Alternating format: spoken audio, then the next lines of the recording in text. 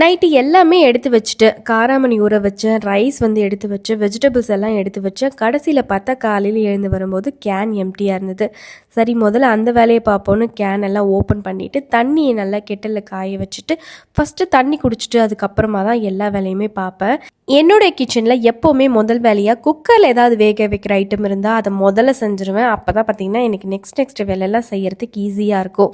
இன்னைக்கு காராமணியும் கத்திரிக்காவும் போட்டு குழம்பு செய்ய போகிறோம். ஒரு சிலர் இதை தட்டைப்பயிறுன்னு சொல்லி கேள்விப்பட்டிருக்கேன். இந்த காராமணியோட கத்திரிக்காய், வாழைக்காய், உருளைக்கிழங்கு அந்த மாதிரி நிறைய வெஜிடபிள்ஸ் சேர்த்து நம்ம சமைக்கலாம். ரொம்பவே சூப்பராக இருக்கும். இன்னைக்கு பிரேக்ஃபாஸ்ட்டுக்கு வெங்காய சட்னியும் தோசையும் தான் காலையில் செஞ்சு பையனுக்கு பேக் பண்ணியிருந்தேன். பேக் பண்ணிவிட்டு அவனை ஸ்கூல் பஸ் ஏற்றி விடவும் கிளம்பிட்டேன். இன்றைக்கி ஹஸ்பண்ட் வந்து ஸ்கூல் பஸ் ஏற்றி விட வரல.